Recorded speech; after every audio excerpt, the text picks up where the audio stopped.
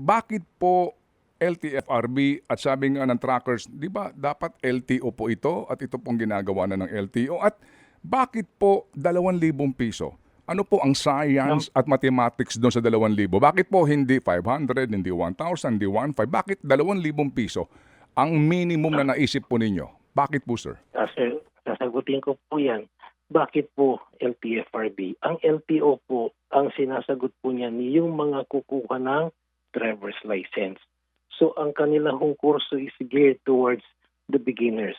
Yung mga gusto pa hong kumuha ng lisensya. Sa LTFRB naman, it's geared toward the professional drivers ho. Ito na po yung matagal nang nasa daan, matagal nang nagmamaneho. Iba po yung edukasyon na ibibigay doon sa mga nagmamaneho na. At saka hindi lang po to education. Opo. Meron po itong component na psychological testing. May component po to first aid. Now, bakit po 2,000? Okay, we try to factor everything. Number one po is yung bayad po nung instructor na gagawa po ng NC2 training. Yung NC2 train instructor po nila who would conduct a 15-hour lecture. Number two po, yung psychologist po na magagawa ng profiling po ng yung emotional maturity ng tao. Number three po, yung taga DOH po or Red Cross na gagawa po or magtuturo ng kanilang ng basic life support or first aid. Pinaktor po namin lahat ito. Okay. And possibly po, if you put all of this together po, 2,000 is probably a reasonable amount. Okay, Is it sige po. too much or is it a little less?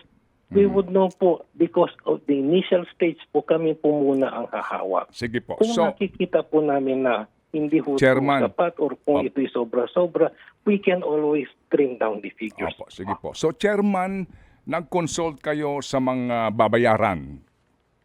Kumbaga, Consult po, gumawa po sa kami mga ng kaya nga po aming matrix. gumawa kayo ng pag-aaral po sa mga babayaran, meaning yung magse-seminar, yung gagamitin na facilities, pero hindi kayo nag-consult sa magbabayad. Sir, in fairness po, nag-consult. Kaya nga po nandito po kami ngayon sa CDO. Ang aming pong pakay dito ngayon is number one po, for a consultation between Region 9, 10, 11, and 12 Opo. tungkol po dito sa proyekto. We have done that in Visayas